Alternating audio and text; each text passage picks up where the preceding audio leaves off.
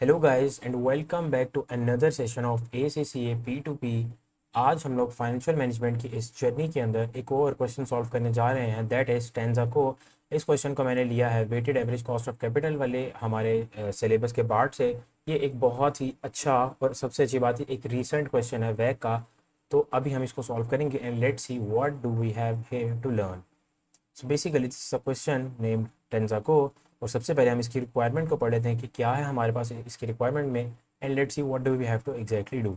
Now calculate the after tax weighted average cost of capital of Tenjaco at 31st December 2026 on market value basis. Okay, basically हम लोगों ने वैक calculate करना है टेंजाको का। अब हम देखते हैं कि उसके सोर्सेज ऑफ फाइनेंस के अंदर क्या क्या चीज़ें हैं, किस तरह से हर चीज़ का डिफरेंट तरीके से कॉस्ट कैलकुलेट होगी, एंड देन हम उसके साथ प्रोपोर्शनेट करके बैक कैलकुलेट करेंगे। नाउ थ्योरेटिकल पार्ट भी है कुछ, उसके अंदर है critically discuss with reference to the relevant theory the views of director A and B on raising new finance. Okay, and discuss to other factors for Tenjaco to consider in making the decision to raise debt finance और equity finance. I believe ये जो हमारे दूसरे वाले दो part हैं ये हम लोग बाद में देखेंगे, पहले हम अपना वैक कैलकुलेट करते हैं and let's see what do we have.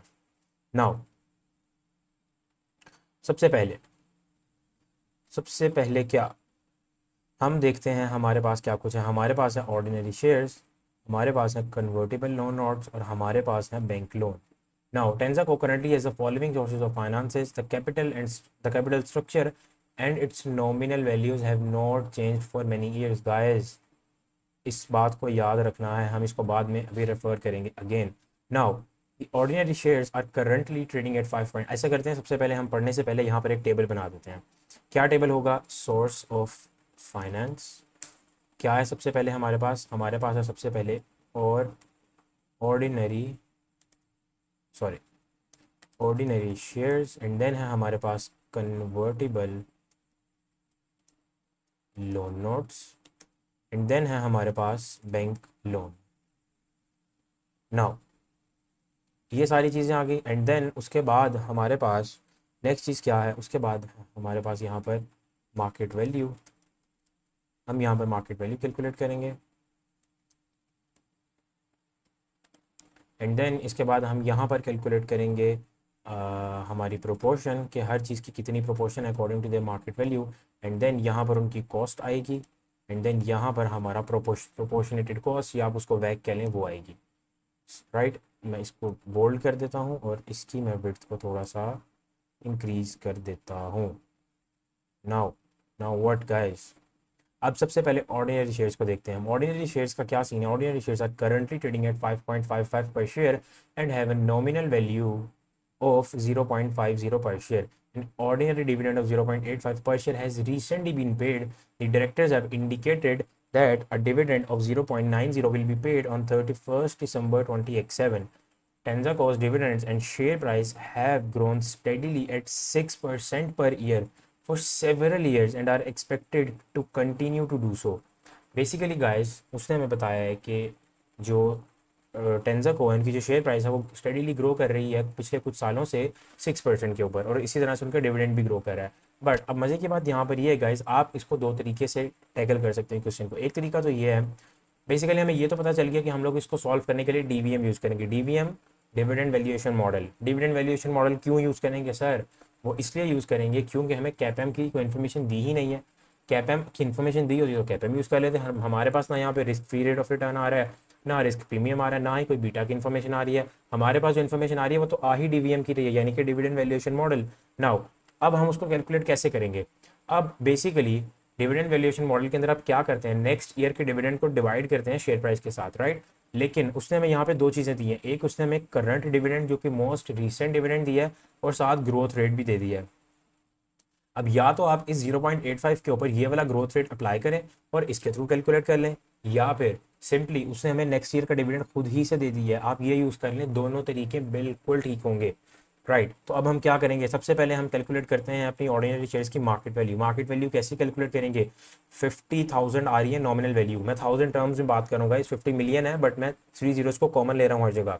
तो मैं क्या करूँगा, 50,000 sorry divided by divided by 0.50 and then multiply by 5.55। क्या मेरे पास क्या मेरे पास मेरी क्या मेरे पास मेरी market value of ordinary shares आ गई राइट, आ गई। नाउ इसका प्रोपोर्शन भी तो कैलकुलेट करना है, वो हम बाद में करेंगे। एंड देन उससे पहले हम करते हैं कॉस्ट कैलकुलेट। कॉस्ट कैलकुलेट कैसे होगी? 0.90 जो कि नेक्स्ट ईयर का डिविडेंड है, divided by current share price क्या चल रही है 5.55। तो ये आ गई मेरे पास मेरी, इनको सबको मैं परसेंटेज में कन्वर्ट कर देता हूँ पहले से ही। सो ये आ गई मेरे पास मेरी कॉस्ट, राइट। और यहाँ पर मैं उसका कैलकुलेट कर दूंगा।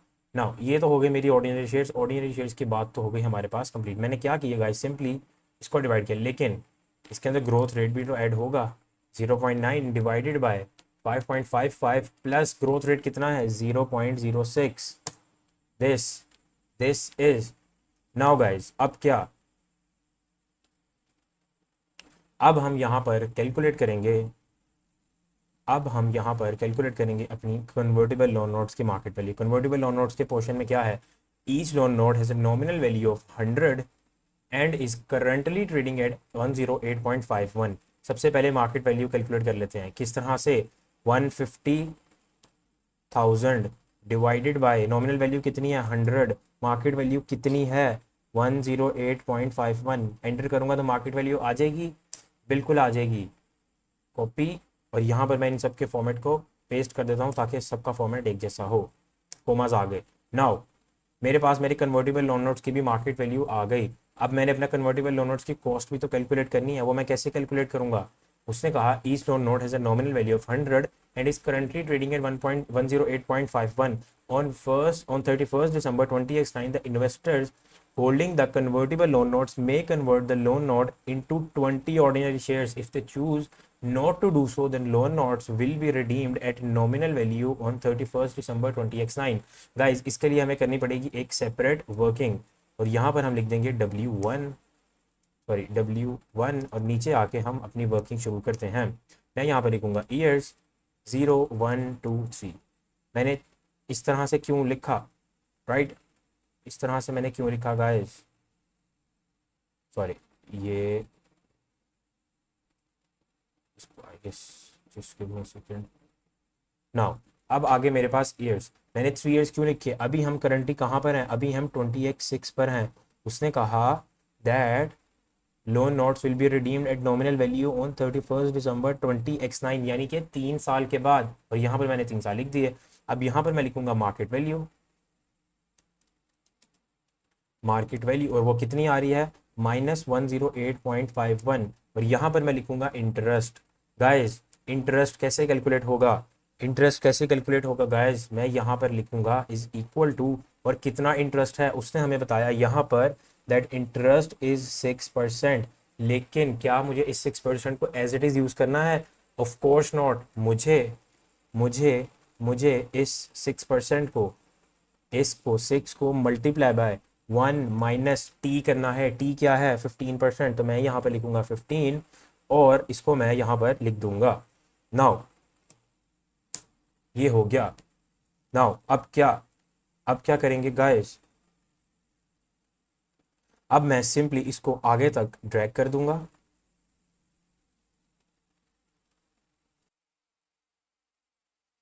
इसको मैंने यहाँ पर ड्रैग कर दिया, मेरे पास मेरा इंटरेस्ट आ गया। और अब मैं यहाँ पर लिखूंगा रिडेम्पशन वैल्यू। अब रिडेम्पशन वैल्यू मेरे पास दो ऑप्शन है, एक तो ये है कि या 100 होगी या दूसरी कितनी होगी। उसने मुझे कहा दैट कन्वर्टेबल लोनर्स में convert the loan note into 20 ordinary shares, और करंट मार्केट प्राइस क्या चल रही है 5.55। तो क्या करूँगा मैं 5.55 मल्टीप्लाई बाई 20। क्या सिर्फ इतना करना इनफ है? सोचें क्या इतना इनफ है? नहीं। उसने मुझे कहा था that share price will have grown steadily at 6% per year for several years and are expected to continue to do so, यानी कि हर साल 6% से प्राइस बढ़ेगी भी। तो यानी कि 20x9 के एंड पे हर साल 6% करके प्राइस ग्रो कर चुकी होगी।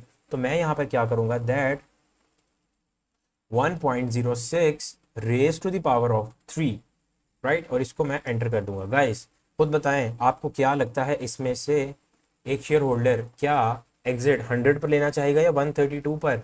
ऑफ कोर्स 132 पर, तो मैं क्या करूँगा, सिंपली इसको अपनी रिडेम्पशन वैल्यू बना दूंगा और मैं यहाँ पर आऊँगा और मैं यहाँ पर लिखूँगा cash flows is equal to sum, और मैं सिंपली इसको आपस में, इन सब को आपस में सम कर दूंगा और मैं इसको डेसिमल प्लेसेस तक भी ले जाता हूँ। नाउ अब मेरे पास मेरे कैश फ्लोज आ गए। अब मैं यहाँ पर प्रेजेंट वैल्यू कैलकुलेट करूँगा,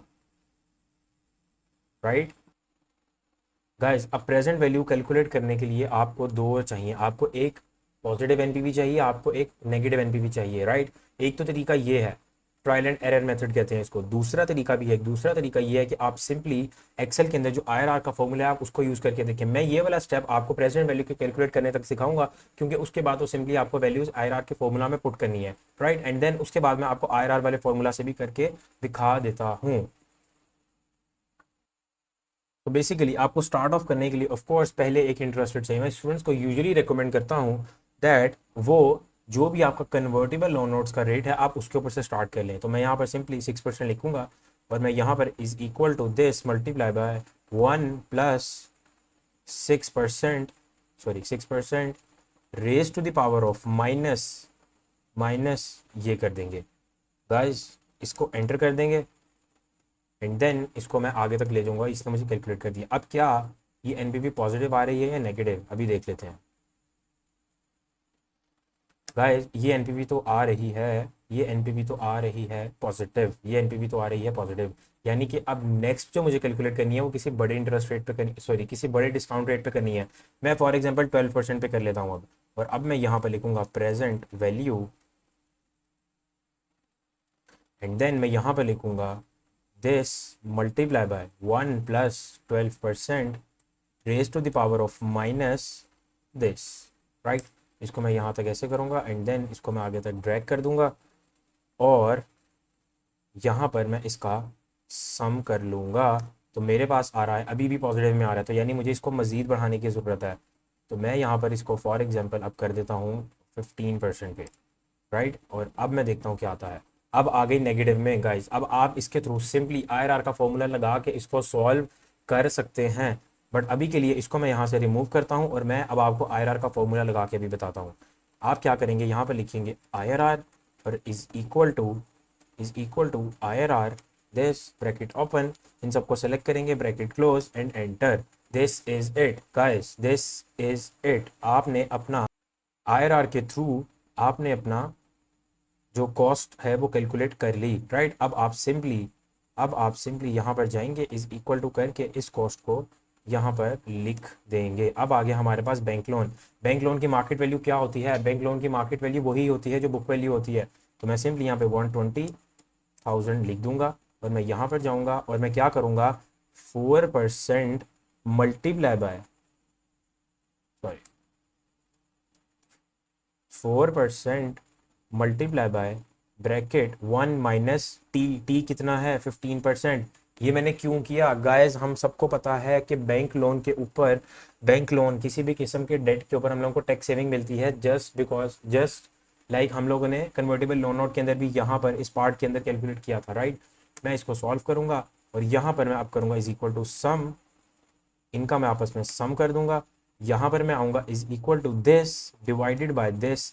अब एक्सेल के अंदर एक चीज़ होती है एब्सोल्यूट रेफरेंसिंग, जिनको पता है उनको वेल एंड गुड, जिनको नहीं पता मैं उनको एक्सप्लेन कर देता हूँ कि आप सिंपली अगर F4 प्रेस करें या मैनुअली जाके ब्रैक इस तरह से डॉलर साइन लगा दें रो से पहले और कॉलम से पहले, तो आप अपने सेल को लॉक कर देते हैं। अब लाइक अगर फॉर एग्जांपल मैं इसको नीचे ड्रैग करता हूँ तो इसने हर सेल को लॉक कर दिया, राइट। उस वो इस वाले इन वाले सेल्स को नीचे लाता रहा, इन इन सेल्स को, इन तीनों को लाता रहा, लेकिन इस वाले को उसने लॉक करके रखा और अकॉर्डिंगली उसने यहाँ पे प्रोपोर्शन कैलकुलेट कर दी। मैं इज इक्वल टू करके हर कॉस्ट को उसके प्रोपोर्शन से मल्टीप्लाई करूँगा लाइक दिस, तो मेरे पास आ जाएगा मेरा वैक। मैं यहाँ पे करूँगा इज इक्वल टू सम और ये आ गया मेरे पास मेरा वैक, right. This is how it is guys. अब हम चलते हैं इसकी थ्योरेटिकल पार्ट की तरफ। थ्योरेटिकल पार्ट क्या है, थ्योरेटिकल पार्ट के अंदर उसने हमें कहा that critically discuss with reference to the relevant theory the views of director A and director B on raising new finance. अच्छा, क्या कहता है डायरेक्टर ए और director B?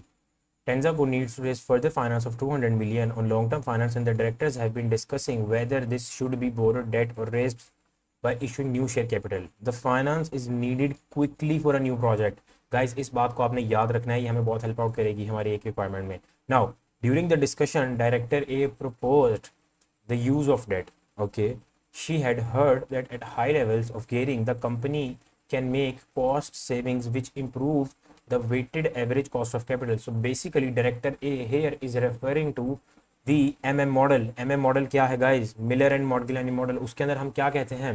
Miller and Modigliani model पहली बात तो ये कहता है कि आपकी कंपनी का जो वैक होता है वो प्राइमरीली डिपेंड करता है आपकी आपके कंपनी की टाइप के ऊपर, आपकी कंपनी की टाइप के ऊपर, एंड देन आपके वैक के ऊपर डिपेंड करता है. बट अगेन अगर हम उसके अंदर भी जाएं तो मिलर एंड मॉडगिलानी मॉडल हमें ये कहता है दैट, क्या कहता है? दैट डेट के अंदर जब आपका इंक्रीज आता है तो उससे आपको टैक्स शील्ड्स मिलती हैं, राइट? टैक्स शील्ड्स मिलती हैं, लेकिन लेकिन इसका मतलब ये है कि आपको डेट बहुत ज़्यादा एग्रेसिवली बढ़ाना पड़ता है, आपके डेट को बहुत ज़्यादा एग्रेसिवली ग्रो करना पड़ता है, और उसका नुकसान होता है. उसका नुकसान क्या होता है? पहला नुकसान तो ये होता है कि आपकी कंपनी का जो डेट है वो बहुत ज़्यादा बढ़ जाता है, जिसकी वजह से जो बैंक्स होते हैं वो हेजिटेट करते हैं आपको फर्दर फाइनेंस प्रोवाइड करने में. One thing. सेकेंड, आपकी कंपनी का डेट इतना ज़्यादा बढ़ जाता है कि बैंक हेजिटेट करता है, और दूसरा वो आपसे हायर इंटरेस्ट रेट चार्ज करना स्टार्ट कर देता है, क्योंकि अब आप एक रिस्की इन्वेस्टमेंट है उसके लिए.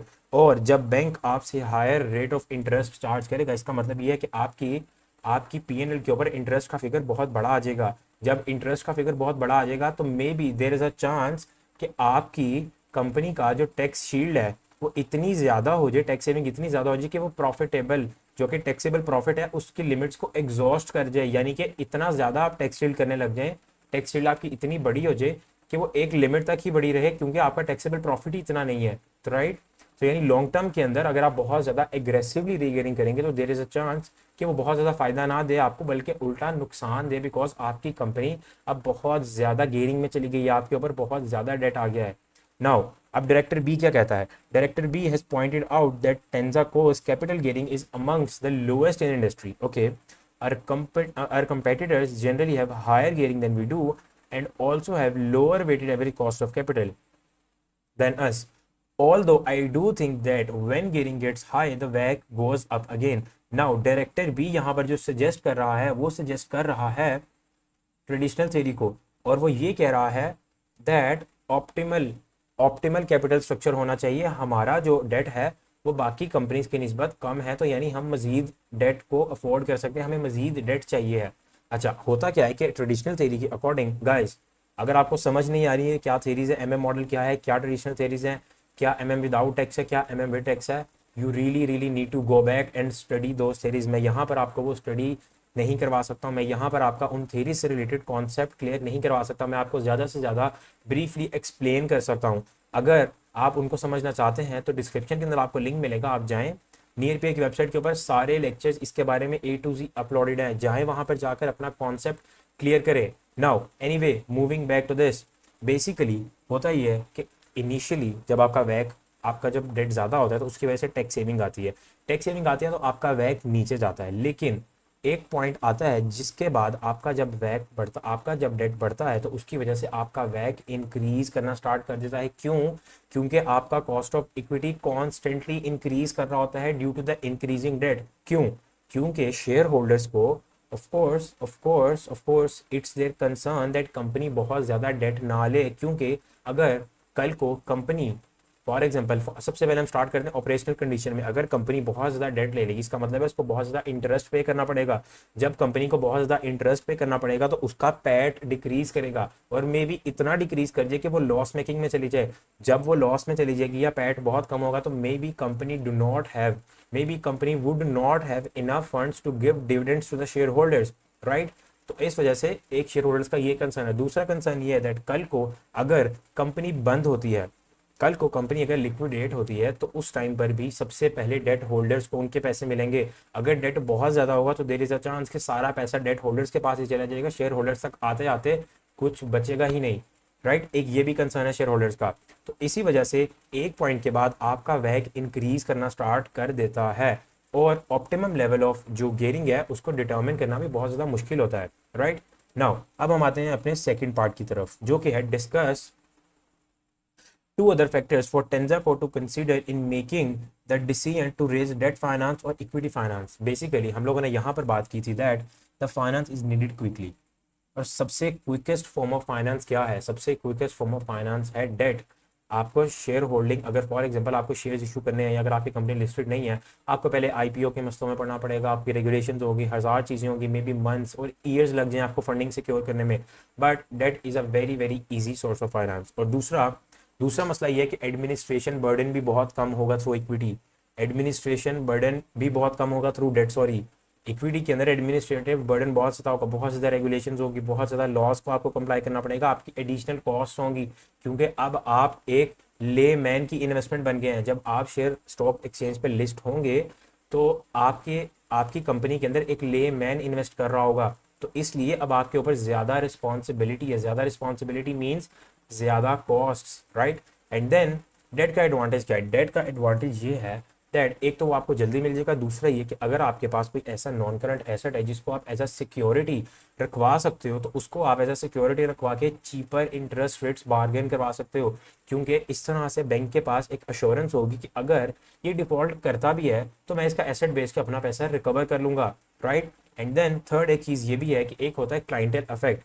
वो ये है दैट शेयर होल्डर्स, हमने यहाँ पर बात की थी that the capital structure and its nominal values have not changed for many years, यानी कि shareholders have become comfortable with the current capital structure of the company। तो अगर आप फॉर एग्जांपल नए शेयर्स इशू करेंगे या बहुत ज़्यादा डेट लेने लग जाएंगे, तो देयर इज़ अ पॉसिबिलिटी कि शेयर होल्डर्स उन सारी चीज़ों के साथ कंफर्टेबल ना और वो आपकी कंपनी को एक बुरी इन्वेस्टमेंट समझ के अपने शेयर्स को बेचने लग जाएं और आपकी इन्वेस्टमेंट से एग्जिट लेने लग जाएं, जिसकी वजह से आपकी शेयर की प्राइस नीचे हो जाएगी, प्लमेट हो जाएगी, right. So guys these are all the factors that Tenzaco need to consider in making the decision to raise debt finance or either equity finance. I hope you guys understood. मैंने A to Z सब चीज़ों को explain करने की अच्छे तरीके से कोशिश की है। मैं उम्मीद करता हूँ कि आपको सब कुछ बहुत अच्छे से समझ आया होगा। अगर नहीं भी आया तो आप कभी भी मुझे रीच आउट कर सकते हैं, आपको नीचे डिस्क्रिप्शन में लिंक मिल जाएगा। You can join the link, you can contact the team and then आप ग्रुप में ऐड हो जाएंगे, वहाँ से आपको मेरा नंबर भी मिल जाएगा। And I am here to help you guys if you have any questions, any queries. I am always to help you guys. I'm just a message away. I hope you understand that. I wish you very very best of luck for the exam. जो भी लोग जून 2025 की attempt के अंदर exam में appear हो रहे हैं, I wish you very very best of luck. इंशाल्लाह you will secure very good marks. See you in a next lecture. Take care. अल्लाह हाफिज़।